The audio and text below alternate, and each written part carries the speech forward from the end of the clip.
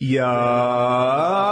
أيها النبي جاهد الكفار والمنافقين واغلظ عليهم ومأواهم جهنم وبئس المصير يحلفون بالله ما قالوا ولقد قالوا كلمة الكفر وكفروا بعد إسلامهم وهموا بما لم ينالوا وما نقموا إلا أن أغناهم الله ورسوله من فضله فإن يتوبوا يك خيرا لهم وإن يتولوا يعذبهم الله عذابا أليما في الدنيا والآخرة وما لهم في الأرض من ولي ولا نصير ومنهم من عاهد الله لئن آتانا من فضله لنصدقن ولنكونن من الصالحين فلما آتاهم من فضله بخلوا به وتولوا وهم معرضون فأعقبهم نفاقا في قلوبهم إلى يوم يلقونه بما أخلفوا الله ما وعدوه وبما كانوا يكذبون ألم يعلموا أن الله يعلم سرهم ونجواهم وأن الله علام الغيوب الذين يلمزون المطوعين من المؤمنين في الصدقات والذين لا يجدون إلا جهدهم فيسخرون منهم سخر الله منهم ولهم عذاب أليم استغفر لهم أو لا تستغفر لهم إن تستغفر لهم 70 مرة فلن يغفر الله لهم ذلك بأنهم كفروا بالله ورسوله والله لا يهدي القوم الفاسقين۔ اے نبی، کفار اور منافقین سے جہاد کیجیے اور ان پر سختی کیجیے اور ان کا ٹھکانہ جہنم ہے اور وہ لوٹ کر جانے کی بہت بری جگہ ہے۔ منافقین سے درگزر اور نرمی کا جب کوئی فائدہ نہ ہوا تو ان پر سختی کا حکم دیا گیا تاکہ کسی طرح ان کی اصلاح ہو جائے۔ اس لیے صرف نصیحت فائدہ نہیں دیتی، جس کو نصیحت کی جا رہی ہو، تعلیم دی جا رہی ہو، اس کی تربیت کی جا رہی ہو، اس کو ڈسپلن کرنا بھی ضروری ہوتا ہے اور اس کے لیے بعض اوقات سختی کی بھی ضرورت ہوتی۔ ٹھیک ہے، نبی صلی اللہ علیہ وسلم بہت شفیق تھے، مہربان تھے اور یعنی رحمت کا پیغام تھے، لیکن اس کے باوجود انہیں کیا حکم دیا جا رہا ہے کہ جہاں سختی کی ضرورت ہو وہاں سختی کریں، یعنی فرم رہیں اور ایز پر نیڈ معاملہ رکھیں، کیونکہ کچھ کام نرمی کرواتی ہے اور کچھ کاموں کے لیے فرم بھی ہونا پڑتا ہے، سختی کی بھی ضرورت ہوتی ہے۔ یہ لوگ اللہ کی قسمیں کھاتے ہیں کہ انہوں نے وہ بات نہیں کہی، یعنی کسی خاص واقعے کی طرف اشارہ ہے، حالانکہ یقینی طور پر انہوں نے کلمہ کفر کہا تھا، یعنی منافقین نے ایسی بات کی تھی اور انہوں نے اپنے اسلام لانے کے بعد کفر اختیار کیا اور اس کام کا ارادہ کیا جو یہ پورا نہ کر سکے، اور انہوں نے صرف اس کا انتقام لیا کہ اللہ اور اس کے رسول نے اپنے فضل سے انہیں غنی کر دیا، یعنی مدینہ کا حال بدل گیا تھا آپ کے جانے کے بعد۔ پھر اگر یہ توبہ کر لیں تو یہ ان کے حق میں بہتر ہوگا، اور اگر یہ منہ موڑتے ہیں تو اللہ انہیں دنیا اور آخرت میں دردناک عذاب دے گا، اور ان کے لیے زمین میں نہ کوئی دوست ہوگا اور نہ کوئی مددگار۔ منافقین کی عادت تھی کہ اکثر مواقع پر کوئی نہ کوئی بات یہ رکھتے تھے، کفریہ بات، اسلام کے خلاف، نبی صلی اللہ علیہ وسلم کے خلاف، یعنی اپنی دشمنی کو کسی نہ کسی جگہ ظاہر کرتے رہتے تھے، اور اللہ سبحانہ وتعالیٰ نے ہمیشہ ان کے منصوبوں کو ناکام کیا، ان کی چلنے نہیں دی۔ بارہا انہوں نے موقع تلاش کیا کہ نبی صلی اللہ علیہ وسلم کو قتل کر دیں، اسلام کو جڑ سے اکھاڑ پھینکیں، اللہ کے دین کے لیے کام کرنے والوں کے جو ریسورسز ہیں ان کو ختم کر دیں، لوگوں کو بہکائیں کہ ان کو کچھ مت دو۔ پھر اسی طرح چونکہ وہ عبداللہ بن ابی کو تاج پہنانا چاہتے تھے تو وہ سارا منصوبہ غارت ہو گیا، تو اس لیے ان کے دلوں کے اندر ایک جلن تھی، انتقام تھا، حسد تھا۔ پھر وہ تمنا رکھتے تھے کہ تبوک میں جا کر یہ رومیوں کے ہاتھ ختم ہو جائے، واپس ہی نہ آئے۔ وہ لاکھوں میں ہیں اور یہ ان کے گھر جا کے ان کا مقابلہ کرنے لگے، تو خطرے میں ان کی تمنا یہ تھی کہ بس واپس ہی نہ ہو۔ پھر اسی طرح کچھ جگہوں پر انہوں نے نبی صلی اللہ علیہ وسلم کے اوپر اور صحابہ کے اوپر کچھ گرا کے ان کو قتل کرنے کا منصوبہ بنایا۔ تو بہرحال واقعات کی تفصیل میں ہم نہیں جا سکتے، لیکن انہوں نے اپنی دشمنی کسی نہ کسی رنگ میں ضرور ظاہر کی۔ اسی لیے ایک موقع پر نبی صلی اللہ علیہ وسلم نے فرمایا، میری امت میں سے 12 منافق ایسے ہیں جو نہ جنت میں جائیں گے نہ اس کی خوشبو پائیں گے۔ لیکن بہرحال آپ دیکھیے کہ اگر توبہ کر لیں تو ان کے حق میں بہتر ہے، یعنی توبہ کا دروازہ اب بھی کھلا ہے، پچھلی ساری حرکتیں، غلطیاں معاف کر دی جائیں گی اور اللہ سبحانہ وتعالیٰ اپنی رحمت فرمائے گا۔ لیکن پہلے تم بدلو، اپنے حالات بدلو، اپنی عادات بدلو۔ اور ان میں سے بعض وہ ہیں جنہوں نے اللہ سے عہد کیا تھا کہ اگر وہ ہمیں اپنے فضل سے کچھ عطا کرے گا تو ہم ضرور صدقہ کریں گے اور ہم ضرور نیک لوگوں میں سے ہو جائیں گے۔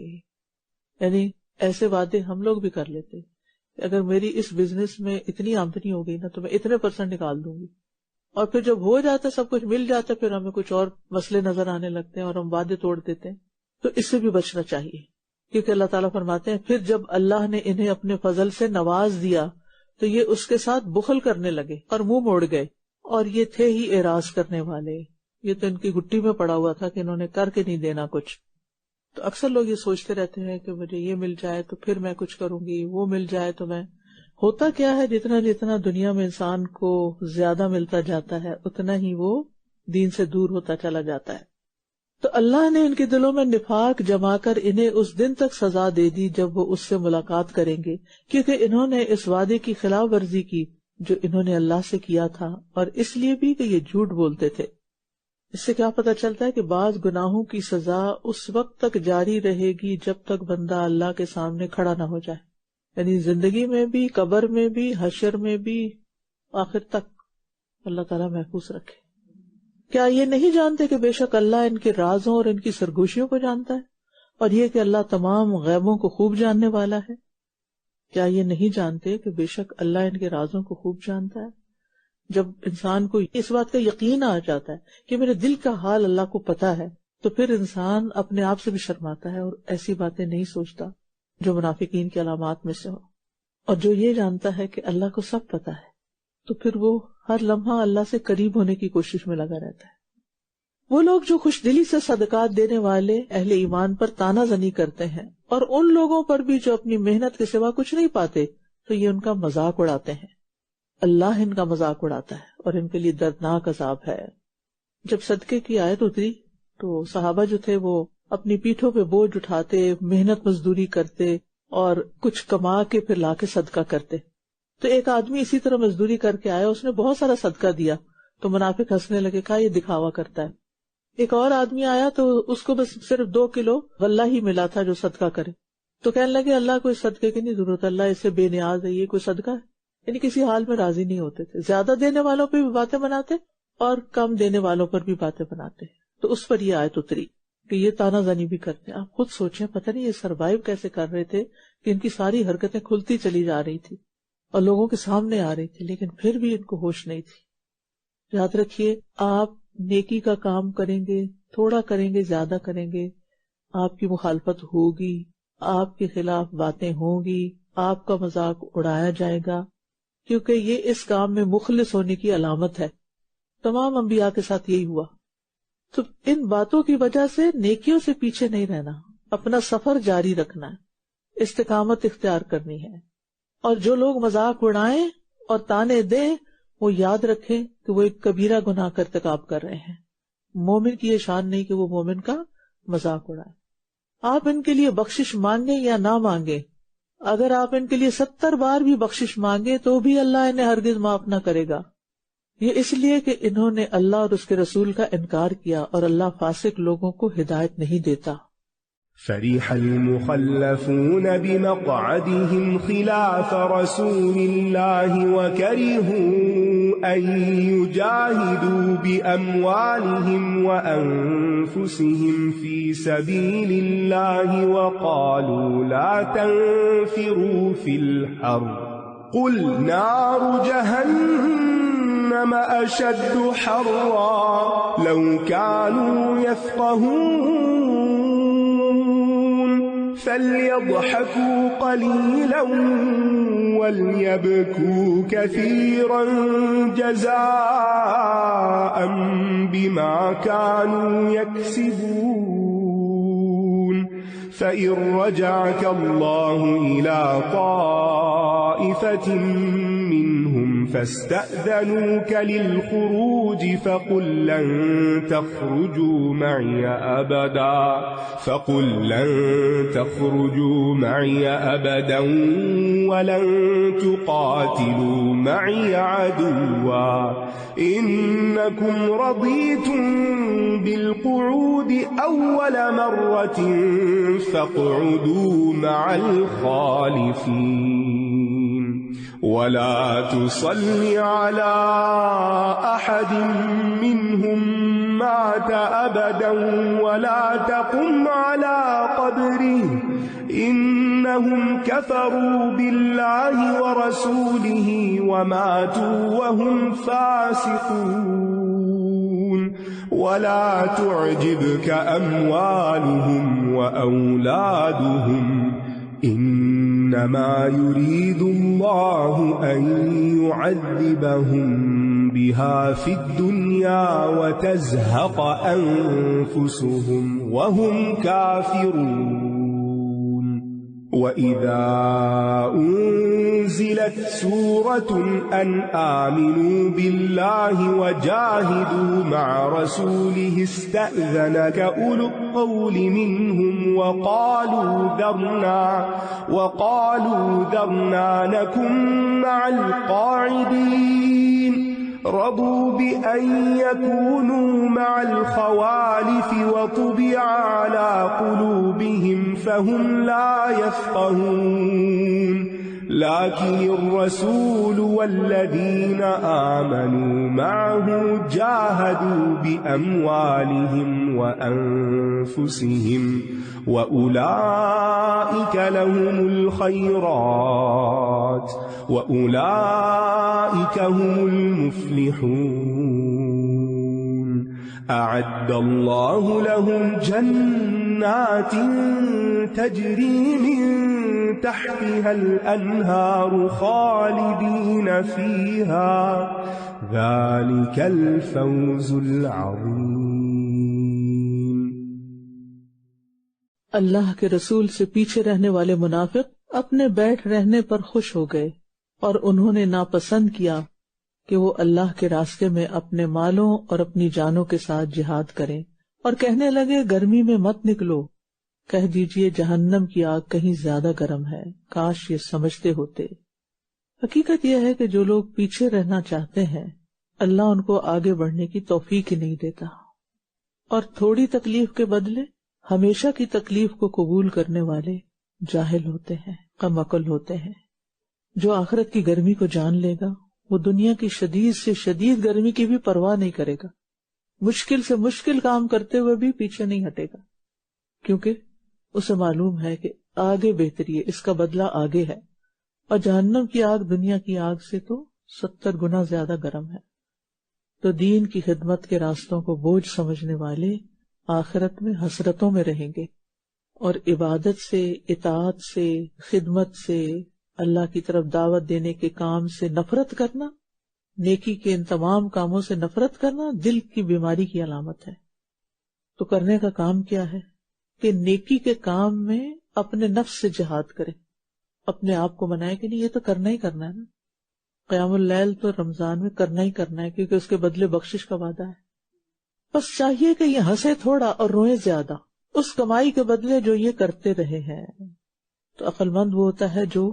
اپنے اعمال کا جائزہ لیتا رہتا ہے، اور پھر اس پہ خوش ہوتا ہے جو نیکی کی توفیق ہو، اور اس پہ روتا ہے جو نیکی کا موقع چھوٹ جائے۔ تو ہمیں اپنے رونے اور ہنسنے کا موازنہ کرنا چاہیے. میں کب روتی ہوں اور کب ہنستی ہوں، کس بات پہ روتی ہوں اور کس بات پہ ہنستی ہوں، کیا چیز مجھے رلا دیتی ہے اور کیا چیز ہنسا دیتی ہے. اسی سے آپ کو اپنے ایمان کی حالت کا اندازہ ہو جائے گا. پھر اگر اللہ آپ کو ان منافقین میں سے ایک گروہ کی طرف واپس لوٹا لائے، پھر یہ آپ سے جنگ کے لیے نکلنے کی اجازت طلب کریں، تو صاف کہہ دیجئے کہ تم میرے ساتھ ہرگز نہ نکلو گے اور تم ہرگز میرے ساتھ مل کر دشمن سے جنگ نہیں کرو گے، کیونکہ تم پہلی بار بیٹھ رہنے پر راضی ہو گئے تھے، تو اب بھی پیچھے رہنے والوں کے ساتھ بیٹھے رہو. یعنی جو تبوک میں حاضر نہیں ہوئے ان کے اگلے غزوات میں جانے پر پابندی عائد کر دی گئی. اور ان میں سے کوئی مر جائے تو آپ کبھی بھی اس کا جنازہ نہ پڑھیں اور نہ ہی اس کی قبر پر کھڑے ہوں، کیونکہ انہوں نے اللہ اور اس کے رسول کا انکار کیا اور یہ اس حال میں مرے کہ یہ نافرمان تھے. دین کی عزت کا تقاضا یہ ہے کہ منافقوں کو کوئی بڑا مقام نہ دیا جائے، اور ان کے مال اور اولاد آپ کو تعجب میں نہ ڈالیں، اس پہ خوش نہ ہو، حیران نہ ہو. بے شک اللہ چاہتا ہے کہ وہ انہیں انہی کے ذریعے دنیا میں بھی عذاب دے، مال اور اولاد کے ذریعے، اور ان کی جانیں اس حال میں نکلیں کہ یہ کافر ہوں. اور جب کوئی صورت اتاری جاتی ہے کہ اللہ پر ایمان لاؤ اور اس کے رسول کے ساتھ مل کر جہاد کرو، تو ان میں سے صاحب استطاعت آپ سے اجازت مانگنے لگتے ہیں اور کہتے ہیں ہمیں چھوڑ دیجئے کہ ہم بیٹھنے والوں کے ساتھ بیٹھ رہے ہیں. یاد رکھیے بغیر کسی عذر کے کسی عبادت سے رخصت لینا، چاہے نماز ہو، روزہ ہو، حج ہو، زکوٰۃ ہو، یا پھر دین کی خدمت کا کوئی کام ہو، بغیر عذر کے رخصت لینا ناپسندیدہ ہے. ایسے بس سستی میں یہ نہیں ہونا چاہیے. یہ پیچھے رہنے والیوں کے ساتھ بیٹھ رہنے پہ راضی ہو گئے اور ان کے دلوں پر ان کے نفاق کی وجہ سے مہر لگا دی گئی، لہٰذا یہ کچھ سمجھ نہیں پاتے. تو اس سے پتہ چلتا ہے کہ مختلف مواقع پر ان کا طرز عمل اور رویہ کیا ہوتا ہے. جب کوئی چیلنج آتا ہے زندگی میں، کوئی مشکل وقت آتا ہے، تو یہ سب لوگوں سے زیادہ بزدل ہوتے ہیں، اور جب امن کا زمانہ ہوتا ہے تو بڑھ بڑھ کے باتیں کرتے ہیں. مومن کیا کرتا ہے؟ کم بولتا ہے اور عمل زیادہ کرتا ہے، جبکہ منافق باتیں زیادہ کرتا ہے اور عمل کم کرتا ہے. مومن ایک حساس انسان ہوتا ہے، اس لیے وہ قلیل الکلام ہوتا ہے اور کثیر العمل ہوتا ہے. منافق بے حس انسان ہوتا ہے، لہٰذا وہ عمل میں کم اور باتیں زیادہ کرتا ہے.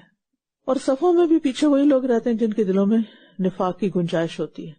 تو کرنے کا کام کیا ہے کہ دلوں کی حالت کو درست کیا جائے، نفاق کو دور کیا جائے تاکہ سارے اعمال درست ہوں. لیکن رسول اور جو لوگ اس پر ایمان لائے انہوں نے اپنے مالوں اور اپنی جانوں کے ساتھ جہاد کیا، اور ایسے ہی لوگ ہیں جن کے لیے ساری بھلائیاں ہیں، اور یہی لوگ ہیں جو فلاح پانے والے ہیں.